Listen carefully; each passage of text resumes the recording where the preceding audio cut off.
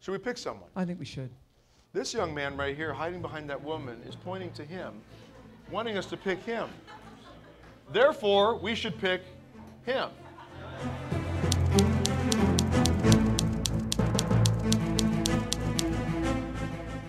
Now, if I ask the question, who loves Jesus, we'd all throw our hand up in a heartbeat. Who loves Jesus? We all love Jesus, right? You love Jesus? Hands up. Good. You love Jesus? Beautiful. How are we supposed to love him? What do you do when you love someone?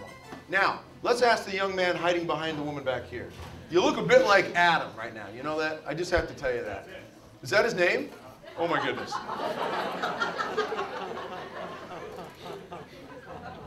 Do you know? I didn't know that. That's really your name. All right.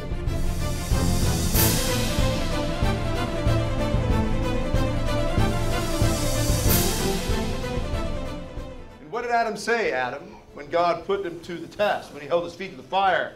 You ate of the fruit of the tree that I told you not to. Adam, what did he say? He said, get some help from someone. It's our fault. What? It's our fault. It's her fault. That's it pretty much.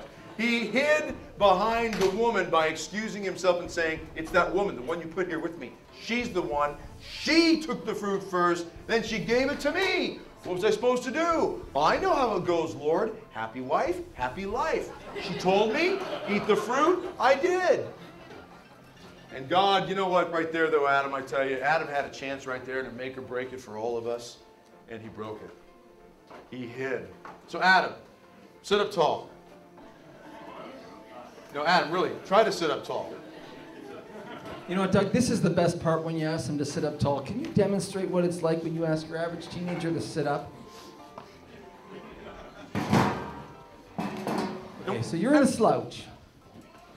And I said, okay, Doug, can you sit up, please?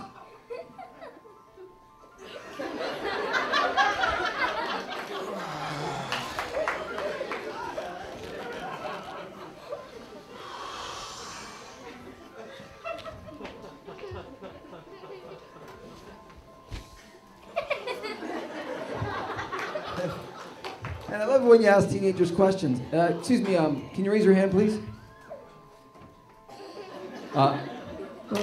Raise. I did raise my hand. Yeah. Raise your arm. Oh, you didn't say my arm. Yeah. Sometimes they even go so far as raising a finger. Can you all raise your hand if you're over 16? They all just... And then we saw this in Detroit. We were at a confirmation retreat we were given in Detroit. We asked this boy, 17 years old, he's sitting like this. Jim, you want to raise your hand there on the question if you got the...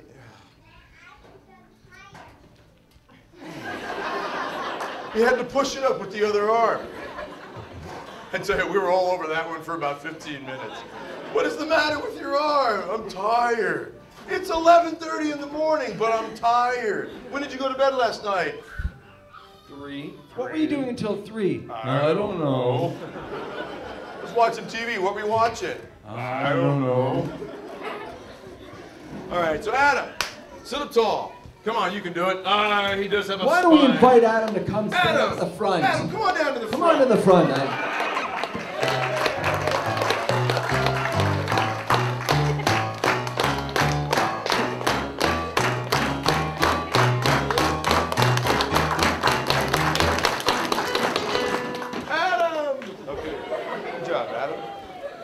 So, Adam, are you, Good to have you here. Good to have you here. Are you a good boy or a not so good boy? He's not answering that. Adam, how old are you? 15. 15. Adam's 15. Adam is clearly, ladies and gentlemen, and I mean this sincerely with no humor involved, he is clearly old enough to go to hell. And I mean that. Adam, I'm serious. At 15 years old, this young man is old enough to commit a serious sin. You know, we were at Fort Leavenworth a few weeks ago talking on the military base down there, and we brought this point up, a 13-year-old girl sitting there, and I approached her and I brought it up and I said to her point blank, you're 13? She said, yes. I said, you're old enough to lose your soul, you're old enough to go to hell. And her eyes got real big and her mother kind of moved away from her for a second, looked at me as if, what are you doing, my daughter? And I said, ma'am, this is not in any way to try to cause fear for the sake of fear. It's called reality. Because if you and I are living in the state of grace, ladies and gentlemen, and we know the law of God and we're faithful to the law of God, if you're in the state of grace right now, you don't have to fear hell. If you're living outside the state of grace, then you should fear.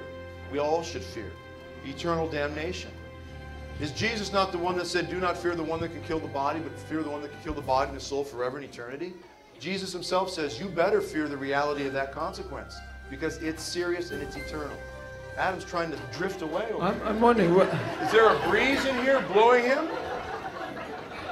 Okay, Adam. Here we go. So at 15 years old, this man is old enough. And ladies and gentlemen, this is what's so amazing. These are the good kids. And we're just trying to make a clear point here. We go all over the place. We do retreats for kids who are mandatory. They have to come. 90% of them will say, who doesn't want to come here today? 90% of them, hands shoot right up. Why didn't you want to come? It's dumb. Why is it dumb? It's just God stuff. Do you have a brother? Yeah. Is that the one you were pointing at? Yep. Plus I have another one. And 2 sisters. You got very excited at it.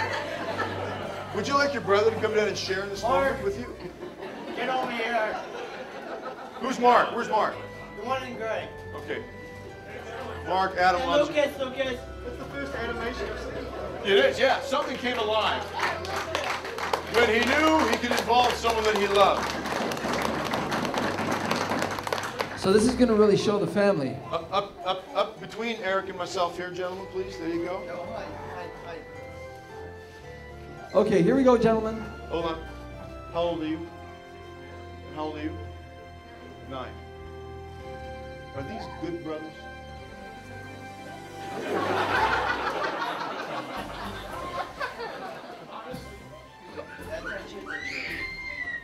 Okay, the question was put to the young 9-year-old, are these good brothers? And his reaction was, sometimes.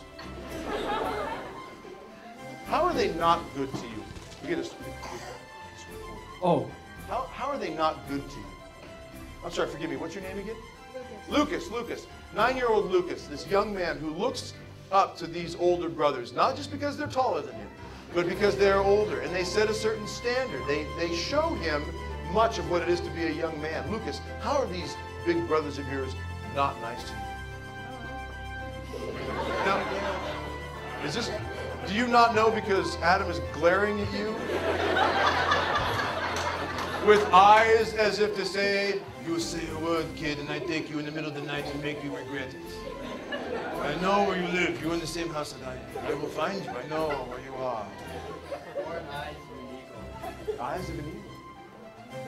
If you 3 work together, can you find the 10 Commandments?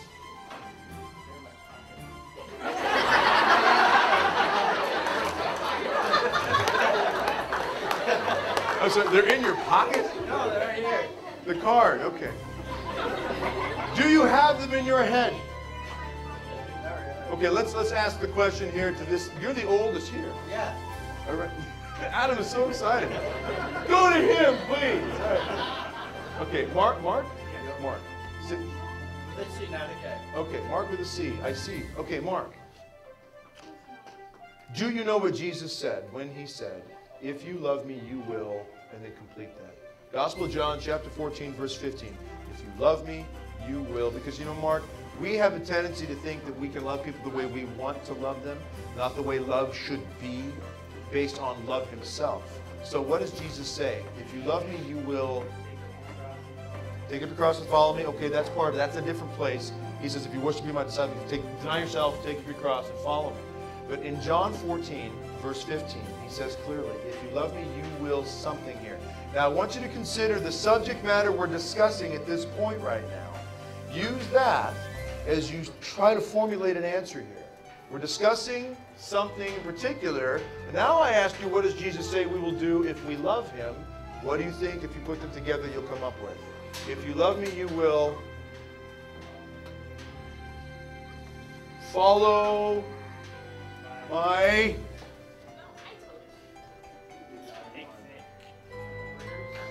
commandments. Oh, there we go. Be God, ladies and gentlemen. Gentlemen, have a seat. We'll let these guys have a seat. They've been through a lot. Have a seat, gentlemen. Follow my commandments. If you love me, you will follow my commandments. Ladies and gentlemen, I put a serious challenge from parent to parent out there. Do our children know the commandments? You know, oftentimes I think that we think our kids are going to go to heaven because they're nice.